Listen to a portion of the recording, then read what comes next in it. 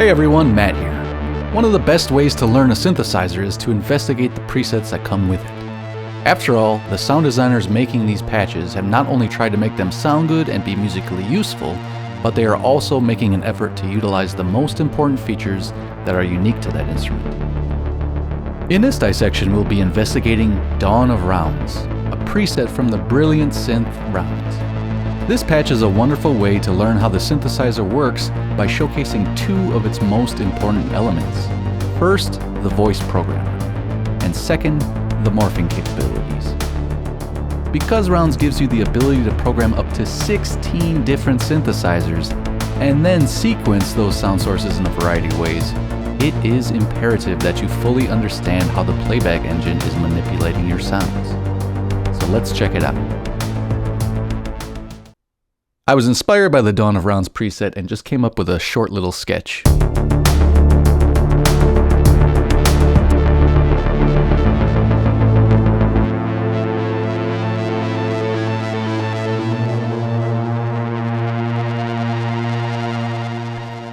With the star of the show being Rounds, of course, and I've actually tweaked the preset just a little bit to work better in the confines of this track. So what we're going to do is just kind of load it from scratch. You can find it under Rounds, Soundscapes, Hypnotizing, and load it up, Dawn of Rounds. Let's see what it sounds like playing a few notes.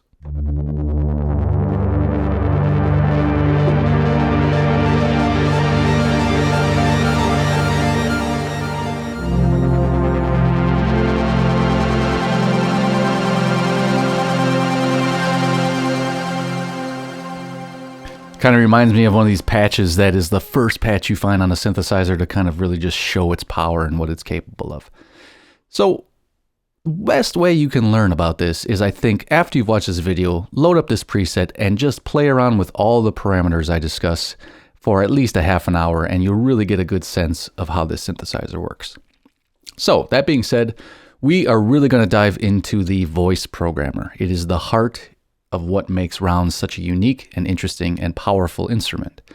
And the voice programmer consists of 5 main sections. You have the voice modes, the progress modes, the sound blocks and sound cells, the morph controls, and the sound bar. So we are going to dive into all of these as fast as I can without making this a half an hour tutorial. So the best place to start is the sound blocks and sound cells. So the heart of Rounds is this section right here in the voice programmer, the sound blocks and sound cells. As you can see, A through H are the individual sound blocks. You can access them all just by clicking on them and selecting which ones you want to use, or right-clicking to just isolate one at a time. So the 8 sound blocks consist of the sound cells inside of them, of which there are 4. 4 times 8 is 32 separate sound cells inside of Rounds that can be programmed in a variety of ways, which makes it so complex, as you can imagine. Now, the sound cells consists of these numbers, 1, 2, 3, 4 in this instance. The numbers correspond to what you see in the sound bar. The sound bar consists of all the sound generation inside of Rounds. It's pink and cyan, and those represent the 2 different sound engines. So an analog sound engine, which consists of 8 separate synthesizers, all completely independent of each other, fully programmable in different ways, at which point then you can assign into whatever sound cell you desire. So the analog structure is a 2 oscillator, filter, 2 modulators, output. Pretty simple stuff, nothing too elaborate. In fact, it's probably most similar to like a Jupiter 8 style of synth architecture. On the digital side, you simply have a 3 operator FM synth. Very easy to program. It's not utilized in this preset, so we're not going to discuss it, but I want you to see that if you simply click on the number of the synth engine you want and assign it to a cell, it's that easy. So I can take 1, I can take 2, and program them all differently and have them triggered like that. That is how you make Rounds such a sophisticated instrument. Okay, so I've isolated just this one sound cell, and I'm going to hold a note, just a D note on my keyboard.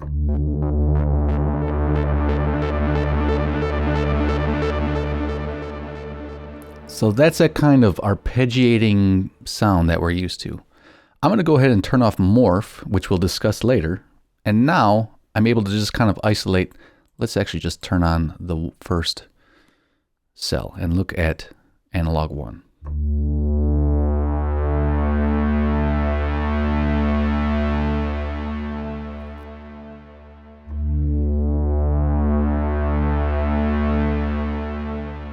So if you're paying attention, you're kind of hearing a pitch change in each individual cell here.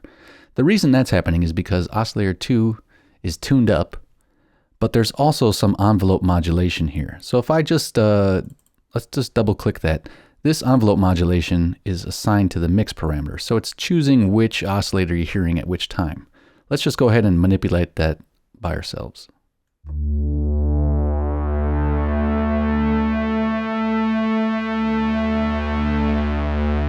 So whether it's a blend of the two or somewhere in between, that's how you're getting that kind of arpeggiated different note value sound throughout this entire sound block, okay? So as you'll notice, each synth engine is slightly different. This one's tuned a little bit higher, this one's tuned even higher, and this one's tuned even higher. So you're getting that nice arpeggiated sound as you're going through. Each of them has some envelope modulation of the two oscillators, so blending between them slowly and giving that kind of result. So let's go turn that back and actually just trigger each one in a different way and listen.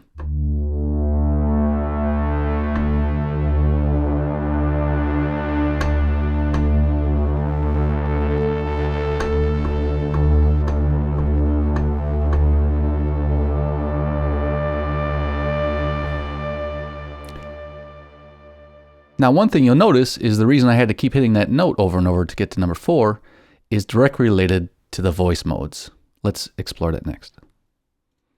The voice modes add a whole nother layer of complexity to how the sounds are being triggered. So basically, the voice mode determines how the notes I play on the keyboard are allocated to the sound cells within a single sound block.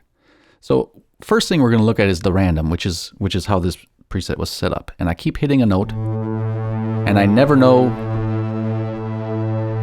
which cell is going to be triggered when. It's just totally random. If I change this over to here, this is called rotate mode. So it's just counterclockwise going to go through the cells. Okay? This one becomes a little apparent here. This one is rotate reset. So as I would add more sound blocks, you'll basically see as I just keep hitting a note between them, it's always going to basically re-trigger at the top here.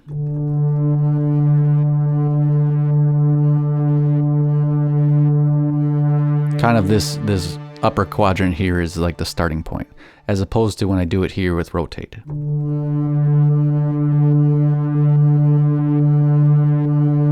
It just kind of picks up in its spot, okay? Let's go back to just isolating sound block A, and then let's look at this next section here, which is layer. Now if I hit one note,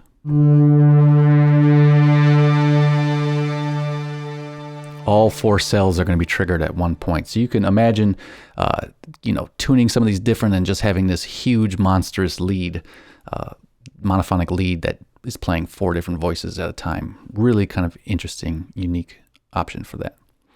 And then as I hit this one, this is called zone. And so this zone voice mode is going to basically split up your keyboard into playable sections, each an octave apart for each of the different cells. And in fact, if you own a complete control keyboard, you'll notice the lights change, so you can kind of see where the zones exist. Now if I go an octave up, it'll be the second cell.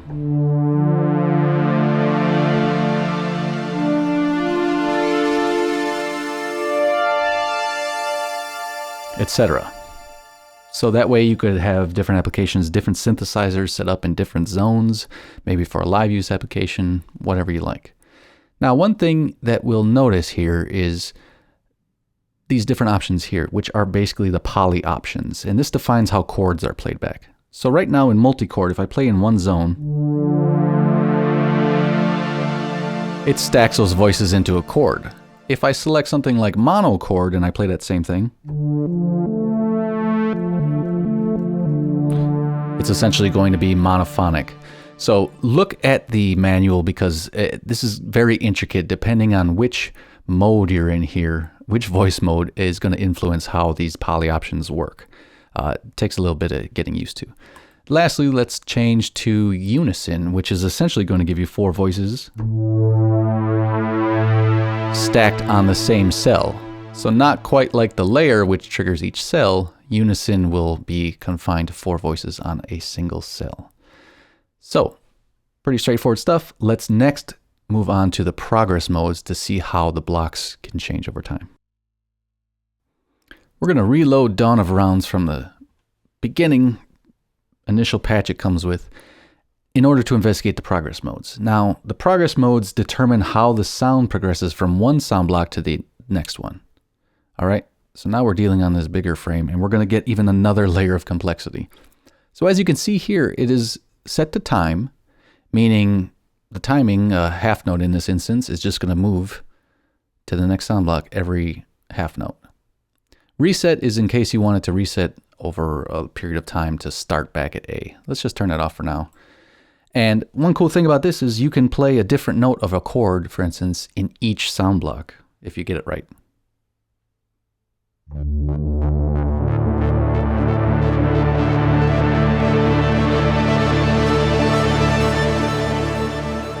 That way you can get just a huge, immense sound, and you can change the speed of this. Time is going to be dictated by the timing of your DAW, the transport, and all that kind of stuff. Okay, let's move on next to note.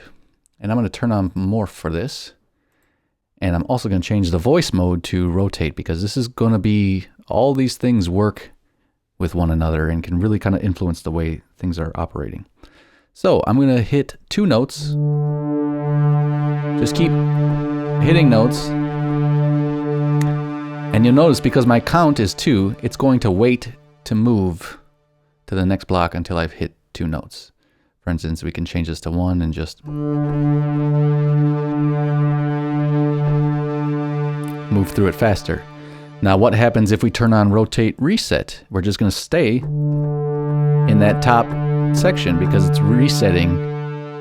Okay, so these are all, again, they vary, they're dependent on one another, on how they're going to operate. And then next, let's go to sequence. So sequence essentially turns this into like an arpeggiator without even turning on an arpeggiator by your keyboard or in the DAW or whatever. So if I just hold down a note now, it's randomly going through at whatever interval you set. So maybe quarter notes.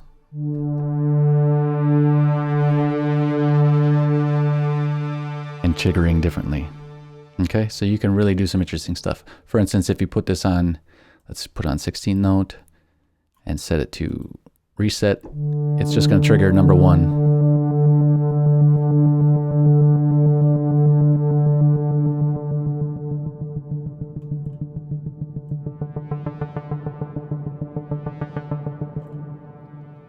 So you can manipulate it that way. Lastly, let's look at the morphing modes to kind of pull this all together. Lastly, morphing is the real icing on the cake for this patch. It really just creates that complexity of that arpeggiated kind of sound as you sustain the notes. Whether the arpeggio is going forward or backwards can all be determined by the morphing controls. So let's kind of investigate. Let's first just isolate sound block A, and then let's look. So block can be a global. So every single parameter here is going to affect the morphing of each individual sound block, right? Or it can be block specific. So I can select this block and it's one thing. I can select this one and you can see the controls are completely different on each one. Okay. So let's just work with block specific at this point. And as we move over here, the first control to look at is this Hertz control. What this is the rate. How fast it's going to spin. So as I'm holding one note, it is randomly going to just scroll through all of them at this point. In fact, let's set to rotate so we can see what's happening.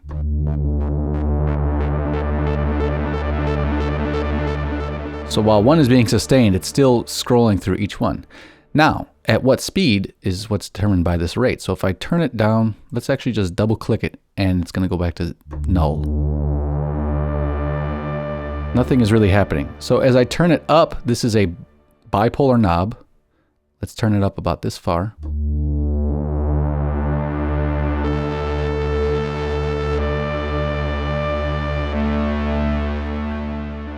So we can see it's starting to slowly progress through. So if I turn it up to the right, it is basically going clockwise at a higher rate, or counterclockwise at increasing rate.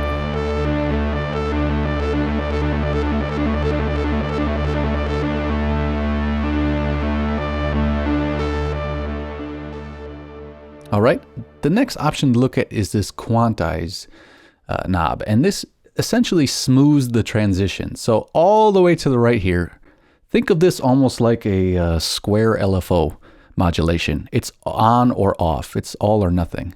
Whereas if I come all the way to the left, it's going to be more like a sine wave. Watch this.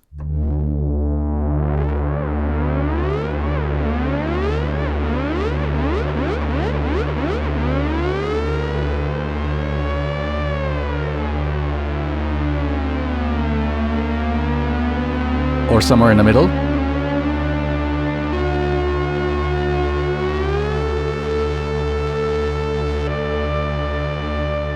Or just jumping from one to the other. All right. So let's also look, let's slowly just bring it down to smooth. And then N, or if I click it here, 1, this defines the number of sounds to be morphed. So let's just click it on 1 and hit one note.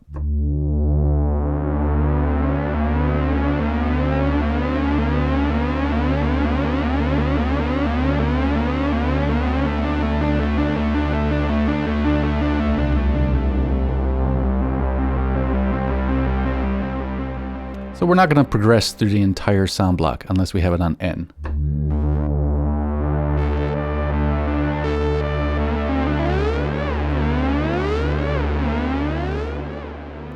Okay, and then this infinity symbol, this determines if the morph goes on pretty much forever while you're sustaining the note, or whether it stops after one iteration, which would be this icon.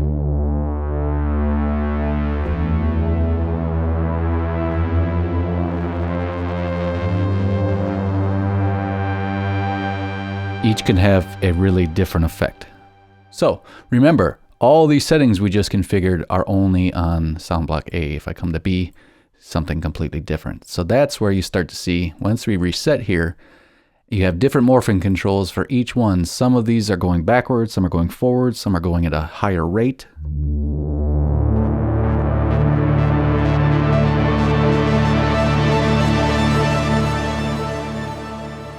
To create this beautiful, interesting patch.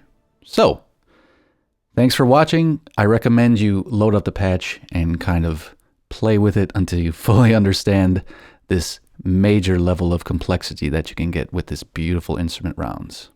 Thanks for watching.